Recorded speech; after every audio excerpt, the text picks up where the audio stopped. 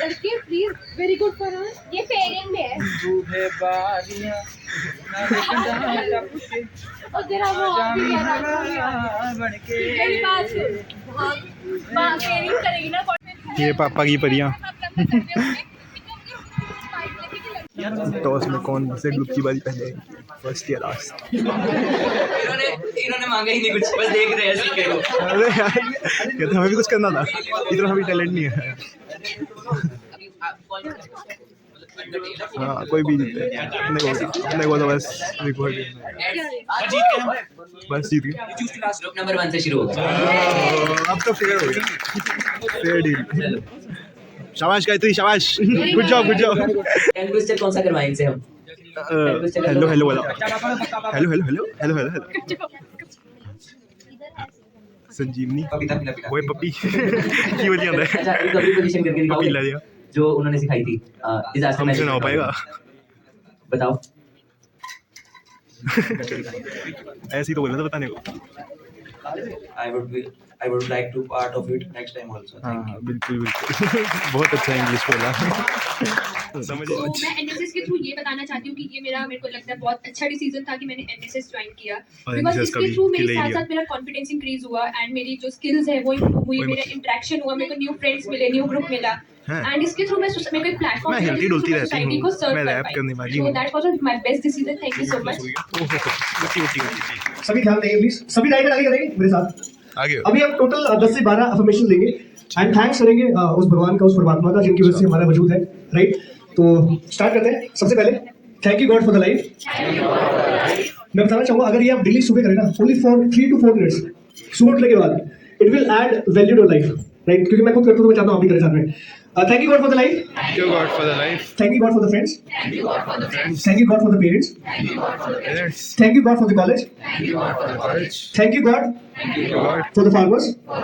Thank you God for the Facebook. Yeah, Instagram. Thank you God for the WhatsApp. Thank you God for everything. ये तो मक्का से 3 times. Mecca Thank you से God for everything.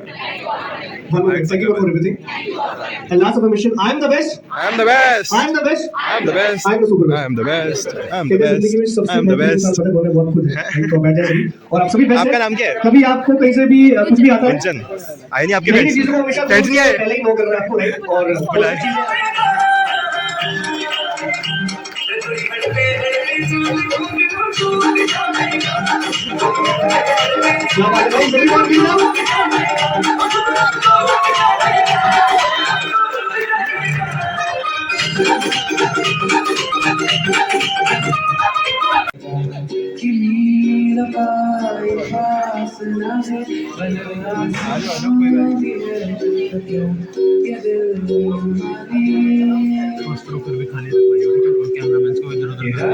एक छोटा भाई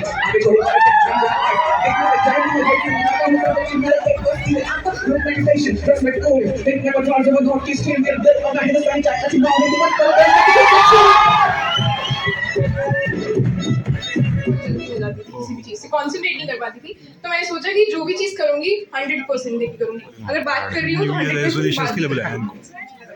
nice, इनका confidence दिख रहा है। I like it. ओके, कोशिश करूंगा याद रहे। आप बताओ कार्तिक, तुम्हारी रेजोल्यूशन क्या थी? ऐसी कोई रेजोल्यूशन नहीं है, जो भी आ जाए अपने अरे पैसा नहीं होता कुछ बात नहीं, ये दोस्तों का अपना कहना नहीं चाहता। गलत सिलेक्ट कर लिए हाँ, इस बिरादरी से, पर तुम फोकस देखो, लड़कियों का सॉर्टेड है। हमारा है कुछ भी हो जाए देख लेंगे। सब गलत सब फोकस दीजिए। ठीक है, हमें सीखना चाहिए। ठीक है। बड़ा गेम हमारे मोबाइल कार्ड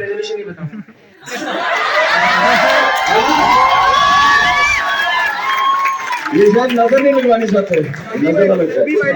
इसको ऐसी बस रेजोल्यूशन ही है, मैं बताऊंगा नहीं रेजोल्यूशन। मेरा है कि लाइक मैंने जो फर्स्ट ईयर था उसमें ज्यादातर मैंने क्लासेस ही लगाई है, तो मेरे को है कि मेरे को सेकंड मतलब एक 1 ईयर ही बचा मेरा, मुझे एंजॉय करना है। वाह चलो ये अच्छा है। Not bad. हाँ जी, पर हाँ मेरा रेजोल्यूशन कुछ था, just to become the strongest version of myself. काफी चीजें टॉक्सिक पीपल आप भी कर सकते। Stay out. बॉस का बॉस से डरते नहीं है, बॉस से नहीं डरते हैं। रिकॉर्ड जाना। एनीवेज, साहब मेरे 10 बजे आना था, ये इतनी जल्दी आया, सो पंक्चुअल। हो गया 92.7 बिग एफएम से काम छोड़ के उसका मैच देख रहे हैं, वो त्यागी लोग हैं तो वो अपना काम नहीं कर रहे हैं और उसको अमीर बना रहे हैं। और उसमें तो महात्यागी भी होते हैं, घूस भी खाते हैं। तो आप अपने आप को ये जिंदगी में आप जरूर देखिएगा कि आप कहाँ फॉल करते हैं, कहीं त्यागी तो नहीं बन रहे हैं। अगर आप बहुत त्यागी बन रहे हो जिंदगी में तो आने वाले समय में आपको त्याग का बहुत बड़ा फल मिलेगा। मतलब सब जगह धक्के धक्के खाओगे और कुछ नहीं मिलना उससे, सब लगा ऐसे। और दूसरी चीज मैं आपसे एक प्रश्न पूछूंगा, उसका वो सभी लोग आपसे चाहते हैं, वो क्या है? समय। चलो अभी इतनी जल्दी नहीं, आराम से सोचो कि क्या है वो जो आपके पास है, जो हर एक आदमी चाहता है। आपके टीचर भी कहते हैं मुझे दे दो, समय तो बीत ही जाता है। जब कोई आप अभी शादी नहीं होगी, किसी के बच्चे हैं सारे, तो जब शादी हो जाती है तो स्पाउस जो होती है, वाइफ या हस्बैंड, वो दूसरे को ये कहता है मेरे को ध्यान दो, है ना, मेरे को समय नहीं दे रहा बंदा, ऐसे कहते हैं। तो समय का मतलब ये होता है कि वो उसको अटेंशन नहीं दे रहा, बैठा तो पास ही होता है, कहीं ध्यान नहीं होता, वो उसको ध्यान नहीं देता। टीचर भी कहते हैं मेरी तरफ ध्यान दो, ऐसे करो ऐसे करो, नहीं सोचे जाना है, सोचे जाना है क्या मिलेगा। कहते उसमें करना क्या है, कहते एक बहुत बड़ा ऑफिस मिल गया है, एक गाड़ी, एक ड्राइवर, 1 लाख रुपया तनख्वाह, तो कहते काम की करना, बस यही सोचना कि ये सब देगा कौन। यही नौकरी मिल गई है कि मैं सारा दिन बैठा सोचता रहता हूँ कि ये कौन देगा। तो जो लोग सारे काम एक ही समय करना चाहते हैं, ये प्रेजेंटेशन जो बनाई है ना, कल मैं इसमें से बहुत सी स्लाइड्स डिलीट कर रहा था, तो एक नई लड़की मेरे ऑफिस में ज्वाइन की, उसने कोई मेरे सर्टिफिकेट लेना, तो आई उसने कहा सर इसमें ये फोटो सी बनी है, इसको रहने दीजिए, बच्चों को अच्छी लगेगी। नहीं तो पहले सब निकालने लगा था इनको, तो उसके कहने इसको आगे कैसे करते हैं, तो फिर बोलते हैं ये सारे इकट्ठे आके बंदे को घेर लेते हैं, डराते बहुत हैं, फिर एंजाइटी भी कर देते हैं, स्ट्रेस में अंदर बंदा। तो स्पाइडरमैन जो है, कुछ लोग उसमें दूसरों की मदद करते हैं। स्पाइडरमैन जो है वो उस तरफ जा रहा है जो किस तरह की इमेज बनाई हुई है। तो फिजिकल, ये मैंने फिजिकल जो साइन ऑफ स्ट्रेस है, हेडेक हो गया, बैक पेन हो गई, फटीग हो गई, हो गया, डिफिकल्टी कंसंट्रेशन में, लगी ये नेशनल सर्विस स्कीम है। नहीं तो मैं इसको यही समझ रहा कि यार ये प्रोफेसर बड़ा खराब है, एस एम शर्मा जी ने मेरे को नॉन सीरियस स्टूडेंट्स में डाल दिया और मेरे से काम करवा रहे हैं, और मेरे जैसे और भी कई सारे थे वहाँ, और मैं शर्म के बारे में पूछूंगी ना किसी से कि तुमने क्या गलती की है, तुम यहाँ क्यों आए हो। ये मोबाइल है, सबको पता है। अगर इस मोबाइल को कोई बंदा रेडियो बोले तो हम क्या कहेंगे उसको, पागल कहेंगे। लेकिन जब हमें कोई गधा कहता है तो हम दुखी हो जाते हैं। भाई दुखी तो पागल तो वो है, उसको इंसान को दिखाई नहीं दे रहा, गधा दिखाई दे रहा है। अभी उसका डॉक्टर करना चाहिए। अगर आपको लगे कि रिसोर्सेज की कमी है, पैसे वैसे नहीं है, है ना, रिसोर्सेज की कमी है, कमी मतलब आपको स्केर्सिटी महसूस हो रही है चीजों की, रोज बढ़ता है, तो हमें भी ये भूत चढ़ गया कि हम भी 18 घंटे पढ़ेंगे। तो मेरी बहन कहता है, मेरे कहती है कि हम भाई 18 घंटे पढ़ना शुरू करते हैं। हमने ना साल भर की शेड्यूल बना दी, 18 घंटे रोज कैसे पढ़ना है। तो हम लोग 2-3 घंटे सोते थे, दिन रात पढ़ते रहते थे, और किताबें खत्म हो गई सारी पढ़ने के। आप हैरान होंगे, मैंने 66 ऑनवर्ड सारी सरिता, ग्रैच होगा, वुमेन एरा, ये भी सारी पढ़ी हुई है। मेरा ख्याल है 50-100 किताबें मैंने जोक्स के ऊपर ही पढ़ डाली होंगी, है ना, जितनी जहाँ जो भी मिलता था तभी सही जोक मार रहे हैं, तभी सही जोक मार रहे हैं, पढ़ दिया। नहीं चलने दे।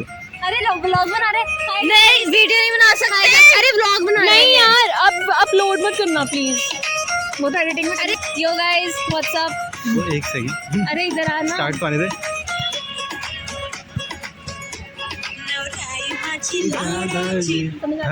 समझ आ गया आ गया, ठीक है, नजर ना लगे तेरे YouTube चैनल।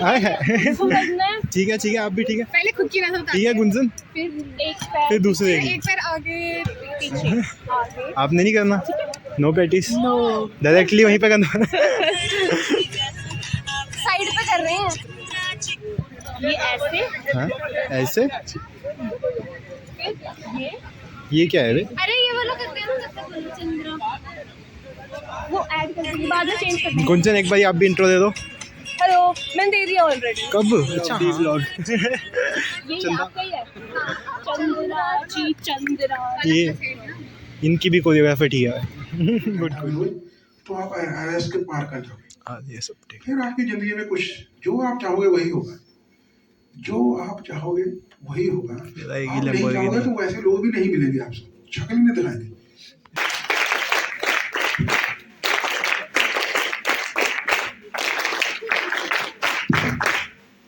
से लाइक हिप बोन या थाई बोन्स है वो खाली है अंदर से, और इस खाली बोन्स के अंदर is a spongy tissue called bone marrow. इस बोन मैरो के अंदर ब्लड स्टेम सेल्स बनते हैं, और ये ब्लड स्टेम सेल्स हमारे बोन मैरो में 100 से 120 दिन तक रहेंगे, वहां पे मैच्योर होंगे, and then they are classified either as RBC, WBC and platelets.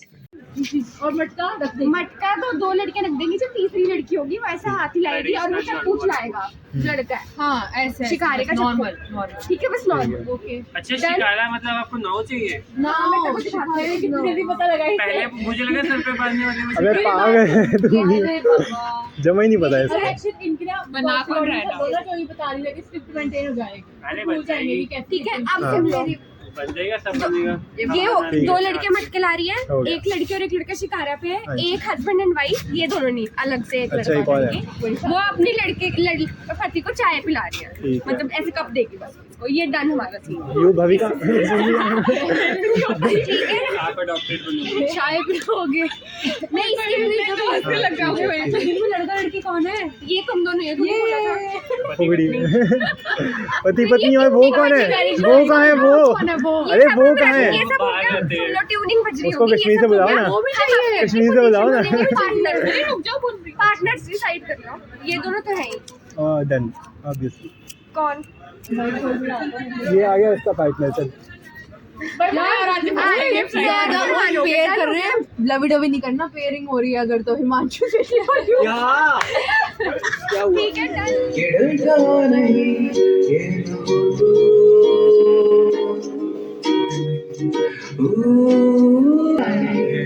है आसमां में खिड़कियों से देख लो पहाड़ के छोटे से लगे कितनी बड़ी जो सामने।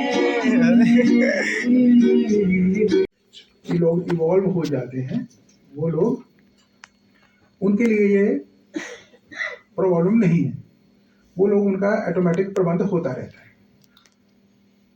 उसके बाद फिर वो लोग आते हैं जिनके अंदर स्पेशलाइज कैपेबिलिटीज पैदा हो जाती हैं। वो लोग जैसे डॉक्टर होते हैं, तो हम कहते हैं कि ये डॉक्टर है जो आंखों का ऑपरेशन करेगा तो बंदा ठीक हो जाएगा।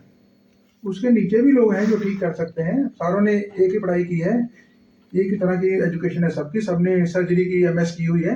जो विजडम जिनमें आ जाती है, थोड़ी अकल आ जाती है जिनको, वो लोग थोड़े से होते हैं, और उससे ऊपर लोग होते हैं जो भगवान जैसे होते हैं, जैसे भगवान कृष्ण हो गए, गुरु नानक हो गए, या आइंस्टाइन जैसे लोग जो सदियों में कभी कभी पैदा होते हैं। तो इस डेटा के मुताबिक जो 90 to 100% लोग हैं ना, ये दुनिया में 10 ही लोग हैं जो इस कैटेगरी में आते हैं, और 80 to 9% 20 लोग हैं, 70 to 9 नेग्लिजिबल 100 लोग हैं टोटल सारी दुनिया में। और ये मुझे प्रोफेसर धीमन ने ये चार्ट एक बार दिखाया था जब मैं शायद BCom फर्स्ट ईयर में था, 82 की बात है। उन्होंने कहा कि ये दुनिया ऐसे बनी हुई है, अगर तुम्हें कुछ ज़िंदगी में करना है तो ये जो लेवल आपका चेंज होगा तो आप ज़िंदगी में आगे बढ़ जाओगे। तो मैंने उनसे पूछा कि मुझे पता कैसे चलेगा कि मैं पहले से समझदार हो गया? पता भी तो चलना चाहिए ना। ऐसे तो हम सब लोग अपने आप को समझदार ही समझते हैं, हमें कभी लगता। उन्होंने मुझे, ये मैं बहुत बार हर जगह बताता हूँ ये बात, उन्होंने मेरे को कमरे में बैठाया और कहा कि बैठो, मैं थोड़ी देर में आता हूँ। तो उन्होंने मुझे एक किताब दी पढ़ने के लिए कि इसको पढ़ो। पढ़ने लगा तो उन्होंने मुझे पूछा, लाइट ठीक है कमरे में? जितनी लाइट है ठीक है, is it sufficient light is there? मैंने कहा हाँ जी पढ़ा जा रहा है, कोई प्रॉब्लम नहीं। तो उन्होंने थोड़ी देर में आके एक ट्यूब जगा दी। फिर मुझे पूछा अब कैसी है? मैंने कहा सर अब ठीक है, पहले थोड़ा सा अंधेरा था, अब लाइट ठीक हो गई। तो मैं पढ़ने लगा, फिर वो आए 10 मिनट बाद, उन्होंने एक ट्यूब और जगा दी कमरे में। फिर मुझे पूछा अब कैसा है? मैंने कहा सर अब ठीक है, अब पहले से बहुत बेहतर हो गया, पहले वाकई अंधेरा था। ऐसे करके उन्होंने 4 ट्यूबें जगाई बारी बारी से। जवाब नहीं दिया, तुम अभी तक समझे नहीं हो? मैंने कहा नहीं। कहते जिस हालात में भी तुम हो जो, तो तुम्हें ठीक ही लगेगा। जैसे मैं जब कोई भी ट्यूब नहीं जग रही थी तब भी मैं ठीक था, किताब पढ़ रहा था और मुझे लगता था ठीक ठाक लाइट है कमरे में। लेकिन जब ट्यूब जग गई फिर मुझे पता चला पहले अंधेरा था। अगर वो दूसरी ट्यूब नहीं लगती तो मुझे पहले तो उससे मैं सेटिस्फाइड था, मुझे लगता था कि ये ठीक हालात हैं, ऐसे में ठीक चल रहा है। तो उन्होंने कहा कि इस तरह से जैसे जैसे तुम बेवकूफ़ी छोड़ोगे, अपनी बेवकूफ़ी छोड़ते जाओगे तो तुम समझदार हो जाओगे। तो मैंने कहा पता कैसे चलेगा? उसने कहा कि जिस दिन तुम्हें पता चल जाएगा ना ये बेवकूफ़ी मैंने छोड़ दी है, अब नहीं है, तो उस दिन तुम समझदार हो जाओगे। अगर तुम्हें कई दिनों तक लगता रहे कि कोई बेवकूफ़ी नहीं छोटी, तुम्हें ऐसा लगता रहे कि जैसे कल, आज मुझे लगे कि कल, मुझे नहीं लगा कल मैंने कोई ऐसा काम जैसे हम करते हैं ना, मैं बताऊँ वो ये गलती होगी, कल हुई, आज नहीं करेंगे। तो जब हमें ऐसा लगना बंद हो जाए तो समझ लेना तुम बेवकूफ़ के बेवकूफ़ ही हो, वहीं टिके हुए हो, आगे नहीं बढ़ रहे हैं। तो अगर हमें लगता है बहुत बढ़िया, 5 दिन बाद लगे, 1 दिन बाद लगे कि ये चीज़ थी जो हमें परेशान कर रही थी, वो छोड़ दिए दोस्त, तो हम आगे बढ़ जाते हो। ये चीज़ मैंने लाइफ में काफ़ी इसको आजमा के देखा। ठीक है, मुझे नहीं इतना ठीक से आता, ये तो समझ लगती है, लेकिन इसने मेरा नाम ही NSS में डाल दिया। तो मैंने कल संडे को आना तुम, तो मेरे वो कहने लगे वो पेड़ लगाओ, यहाँ खड्डे खोदो, तो मुझे और कंफर्म हो गया, याद देता जा रही है। ये मेरे से इनको लगता है कि कुछ करेगा नहीं। ये आपका लड़का जो है ना, इसमें भगवान ने दिमाग ही में डाला, बार बार चेक तो ठीक है, कोई पिला भी नहीं है, कई लोग कहते हैं गोबर भरा हुआ है। अब मैं इसको खोल के देखूं, मैंने कहा मैं तो कभी भैंस के पास भी नहीं गया, कभी इस से गुजरा भी नहीं, गोबर किस कब डाल गया, अभी कोई आ गया अंदर, क्या रहता था इस बात में। तो वही कौन डाल गया? और मेरे घर वाले क्या इसमें किया।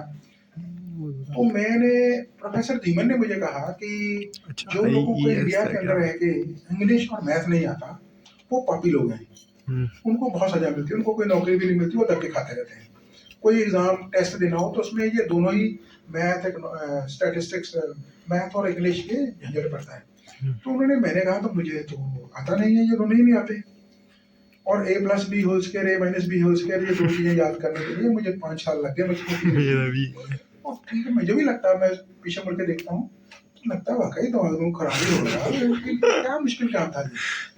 और फिर उन्होंने मुझे कहा कि तुम रीडर डाइजेस्ट पढ़ा करो, उससे तुम्हारी इंग्लिश इंप्रूव हो जाएगी। मैंने रीडर डाइजेस्ट लिया, पढ़ने लगा, लेकिन उसमें मुझे कुछ तो समझ नहीं लगी क्या लिखा हुआ है। उसमें वर्ड्स मुझे बहुत सारे आते ही नहीं थे, उनके मीनिंग ना समझ लगे। तो मैं लोगों से पूछूं, पड़ोसियों से, कि इसका क्या मतलब होता है, इसका क्या होता है।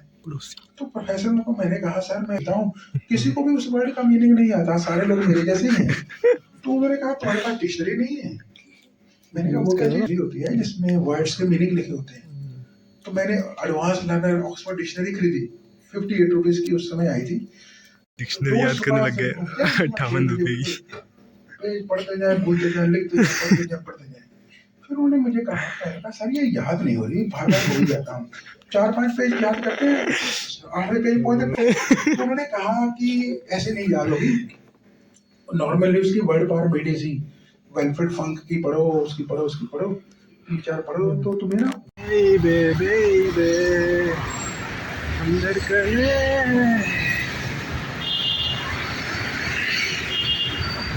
जैसे धड़कने जो है दबी शोला जो भड़कने दो।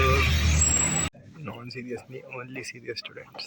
बेसिकली जब हमारा जो हमें झंझट करता है लोगों को ज्यादातर तो पड़ता है जब हम किसी दूसरे के साथ इंटरेक्ट करते हैं, मुंह करते रहते हैं, सारी रात सोने नहीं देते। 2-3 ऐसे ही लाइफ में 2-3 लोग ही होते हैं जो परेशान करते रहते हैं, ज्यादा नहीं होते।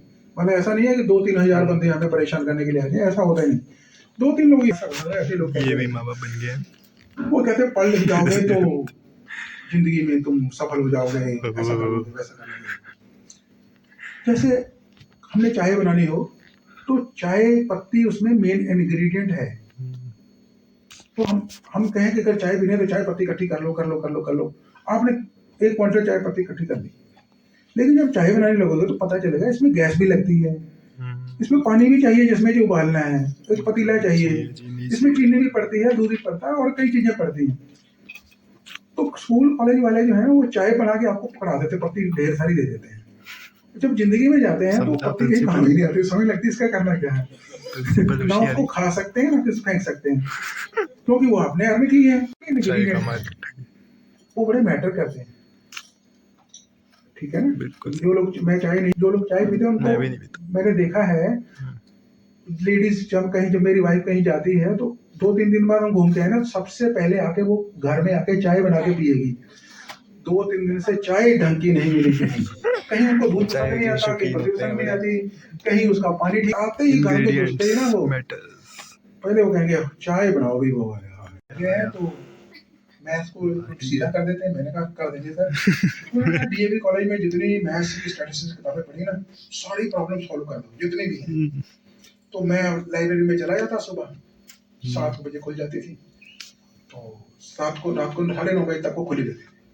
मैंने ये नहीं देखा वो बीएससी की किताब है, एमएससी की है, जो हाथ लगी ना उसको उठाया, पढ़ना शुरू कर दिया खुद ही। और मुझे मैथ्स, ट्रिग्नोमेट्री, कोऑर्डिनेट ज्योमेट्री, ये सब चीजें मुझे ना ऐसे हर जगह दिखाई देने लग गई है। ऐसे ना जमीन पे कुर्सी भी देखता था तो मुझे लगता था इसमें वेक्टर कहाँ है, इसकी कोऑर्डिनेट क्या है, और जो इसके कोऑर्डिनेट्स क्या है होगा, ये सब चीजें मुझे ना ऐसे दिखाई देने लग गया सब तरफ। मैंने कहा देख अब मैथ भी आ गया, अब तुम्हारी कोई प्रॉब्लम नहीं है, अब तुम काम पे लग जाओ। तो मैंने कहा तो क्या करूँ, तो एक और चीज बताता हूँ, जैसे है नेगेटिव। तो दिखा रहा। मैंने कहा अब मैं ना बहुत अच्छा से पढ़ूंगा, और लिख के ना जब मैं अच्छा पढ़ूंगा तो इसको मेरे से बड़ा प्यार हो जाए, फिर मैं सुसाइड कर लूंगा। ये होता रहेगा हम लोग को कैसे हो गया, कोई चीज कोई पूछे में सब पता होता है। तो हमें लगा कि अब पढ़ने लिखने की जरूरत नहीं। मैं प्रोफेसर साहब के पास गया, मैंने उनसे कहा सर हमें ये एक नया ज्ञान प्राप्त हुआ, ऐसे ही इतना समय लगा दिया। तो उन्होंने कहा नहीं तुम भटक रहे हो, और पढ़ो, मेहनत करो जाना। तो हमने कहा सर हमें लगता है कि ये सब मतलब साल बाद प्रोफेसर साहब ने कहा नहीं, मैं भी समझ गया हूँ, नहीं मैं भी समझ गया हूँ। तो ये जो ज्ञान है बाहर से आता है, क्या ये इसकी कुछ भी जरूरत नहीं है, आपको अंदर से ऑटोमेटिकली पैदा होगा। अब मैं आपका समय ज्यादा ले लिया यार, 11 मिनट हो। आप लोगों को पता है जब आप मोबाइल में कोई एप्लीकेशन डाउनलोड करते हो या कंप्यूटर में कोई प्रोग्राम डालते हो, तो उसमें आप एक बाद में उसको इंस्टॉल करते हो। हाँ जी, करते हैं। अगर वो डमी कॉपी हमारे कोई प्रोग्राम है उसको इंस्टॉल ना करें और वो डाउनलोड कर लें, वो काम नहीं करता। कहता ना सब लोग समझ रहे हैं इस बात को। हाँ जी, ऐसे ही कॉलेज स्कूल की पढ़ाई कई बार हमारे अंदर इंस्टॉल नहीं होती, वो डमी कॉपी की तरह आ जाती है, और बाद में जब हमें उसकी जरूरत पड़ती है पढ़ाई की, वो हमारे किसी काम नहीं आती। और बाद में फिर हम ये मेरे प्रोफेसर धीमन एग्जाम्पल देते थे, वो पूछते थे मुझसे कि सूरज खड़ा है और धरती उसके चारों ओर घूम रही है, उसकी 2 मूवमेंट है, एक रोटेशन है, एक रेवोल्यूशन है। रोटेशन रेवोल्यूशन से मौसम बदलते हैं, ये बात तुम्हें पता है? मैंने कहा जी पता है। और ये बात तुम्हें पता है, ये हमें कहना तुम्हें कब पढ़ाई गई थी स्कूल में? मैंने कहा पहली क्लास में। आपको ही पढ़ाई गई होगी। हाँ जी। फिर दोबारा फिर पढ़ाते हैं, कई बार पढ़ाते हैं। आपने कब मेरा ख्याल आप ग्रेजुएट लेवल पे आ गए होंगे सभी लोग। हाँ जी हैं, ग्रेजुएट हो गए तो उसके ऊपर भी हो गए? नहीं सर, चल रहा है ग्रेजुएशन पीजी स्टूडेंट है ना। तो ये कितनी बार हमें पढ़ाते हैं? वो मुझे पूछते थे कि इतनी बार क्यों पढ़ाते हैं यार, क्या ये पागल है जो सिलेबस सेट करते हैं? तो उन्होंने कहा कि अगर तुम रियलाइज कर गए, जैसे कोपरनिकस, न्यूटन, इन लोगों को हुआ था कि धरती जो है घूम रही है और सूरज खड़े हैं उसके चारों ओर हैं, अगर तुम्हें ऐसी रियलाइजेशन जैसी उनको हुई थी ऐसी ही तुम्हें हो गई है, तो तुम बहुत कीमती आदमी हो। मैं तुम्हारे चरण छूता हूँ। प्रोफेसर धीमन कहते मैं तुम्हारे पाँव छूता हूँ अगर तुम ऐसे बन गए हो। तो अगर इंफॉर्मेशन लिखी हो किसी कागज पे और मैं तुम्हें बेचूं कि भाई कितने पैसे दोगे इसके, तो मैंने कहा सर 5 पैसे दूंगा। कहने का तुम 5 पैसे के आदमी हो। अगर तो ये तुम्हें सचमुच वैसा ही महसूस हो गया, उस चीज को रियलाइज कर गए हो, तो तुम बेशकीमती आदमी हो, तुम्हारे जैसा दुनिया में कोई नहीं। मैं तुम्हारा टीचर हूँ, मैं खुद तुम्हारे चरण छूता हूँ, तुम्हें नमस्कार करता हूँ। तुम ऊपर बैठो, मैं तुम्हारे नीचे बैठूंगा। ये याद हो गई ये बात, रियलाइज नहीं हुआ तो तुम 5 पैसे के आदमी हो, तुम कौड़ी के आदमी नहीं, किसी काम के नहीं हो। दोबारा से देखो ये क्या है सारा कुछ। तो ऐसा है, जितने लोग भी आप में से हैं, जिन लोगों के अंदर रियलाइजेशन नहीं आती पढ़ाई लिखाई की, वो मैं मेरा ख्याल आज की मैंने 100 से ज्यादा लोगों, 100 से ज्यादा इंटरव्यू बोर्ड में बैठा हूँ। जब हम लोगों को देखते हैं तो उनके अंदर डमी कॉपी होती है पढ़ाई लिखाई की, असली नहीं होता। उनके इंस्टॉल नहीं होती पढ़ाई। इंजीनियरिंग कर ली, इंजीनियरिंग इंस्टॉल ही नहीं हुई, उसको काम दो, उसको होता ही नहीं। तो वो ये लेक्चर ही मुझे को दिया ना, स्ट्रेस, उनको स्ट्रेस ही होगा और उनको क्या होगा, ठीक है ना। अगर मैं आपको किसी को जहाज में बैठा इसको, तो आपको क्या होगा, स्ट्रेस ही होगा, आता ही नहीं काम। लेकिन अगर आपको बहुत अच्छा आता है तो आपको जब मौका मिलेगा जहाज, आप कितने खुश हो जाएंगे, जहाज जाने का मौका मिला है, घर वालों से आशीर्वाद लेके जाओगे। तो स्ट्रेस ये चीजें होती तब है जब हमें आता नहीं, हम इनकॉम्पिटेंट हो जाते हैं। तो उसके लिए हम ही करते हैं, जो बंदा होता है उसको निकल जाना चाहिए उससे। कोशिश करो कि ये चीज आप में, पढ़ाई जितना समय आपको मिला है, आपके अंदर जैसे एप्लीकेशन इंस्टॉल हो जाती है ना मोबाइल की, फिर आप उसमें कुछ भी काम कर सकते हैं। अपने दिमाग में देखो कौन सी डेटा फाइलें हैं, ऐसे बोलते हैं reticular articulating system, mind brain में यहाँ पीछे होता है, मेडुला ऑब्लंगेटा इसके ऊपर होता है, और एक एमिगडाला होता है, और एक हाइपोथैलेमस होता है। ये मेरी लास्ट है, इसके बाद बंद कर देते हैं। एमिगडाला जो आपको डर लगते हैं ना, घबराहट होती है, गाली दे दी, ये कर दिया, एमिगडाला हाईजैक, वो ब्रेन को शट डाउन कर देता है, शट डाउन करके अपने को टेक ओवर कर लेता है, इमरजेंसी डिसीजन कर देता है, उल्टा सीधा काम कर देता है। तो एमिगडाला हाईजैक ना हो, उससे बचना है। दूसरे नंबर पे हाइपोथैलेमस एक्टिव होता है। हाइपोथैलेमस तब एक्टिवेट होता है जब, ज्यादातर जब हमें गर्मी लगती है तब होता है। आदमी बैठा हुआ ना, 2-3 लोग उसको पंखा जलते रहते हैं, फिल्मों में देखा हुआ ना। अगर हम गर्मी लगे या सर्दी लगे, हम अनकंफर्टेबल हो जाते हैं, तो हाइपोथैलेमस ब्रेन को शट डाउन कर देता है और अपने पास काम शुरू कर देता है। जहाँ किसी को किसी से प्रेम हो जाए, कोई किसी से अट्रैक्ट हो जाए, तब भी हाइपोथैलेमस एक्टिवेट होता है, सारा दिमाग बंद कर देता है, उसको कुछ समझ लगती क्या हो रहा है। ऐसे आपने देखा होगा ना, बॉयफ्रेंड गर्लफ्रेंड के चक्कर में लोग बावले हुए घूमते हैं, कुछ नहीं उनको होता है, सिर्फ हाइपोथैलेमस उनका थोड़ा इधर उधर हो जाता है। जो ये पॉपुलेशन है ना 63%, इनको हम लोग एनिमल बोलते हैं। एनिमल कौन होते हैं? जो लोग खाओ पियो सो जाओ और अपने जो उनको खाना चाहता है ना, प्रे जिसको होता है, उससे डर जाओ, ठीक है।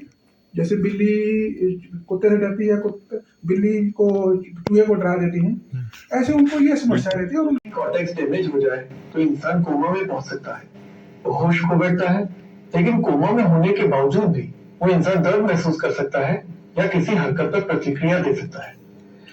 कभी कभी कोमा में पहुंचे व्यक्ति की चेतना दोबारा लौट भी आती है, किंतु ब्रेन डेथ कोमा से अलग है।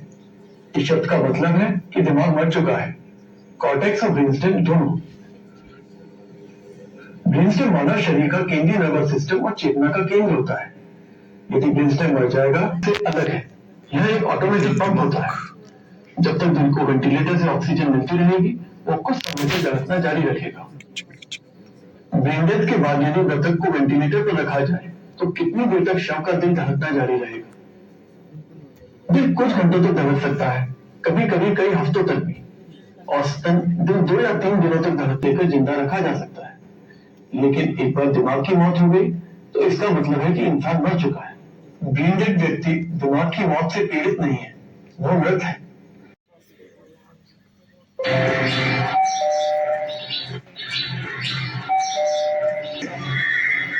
इससे चलिए आपको ईद मुबारक कहते चले।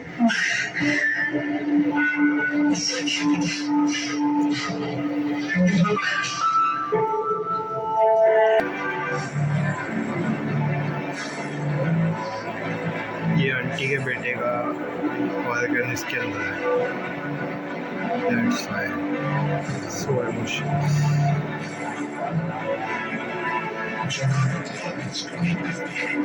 जो आपसे जिंदगी लेना चाहती है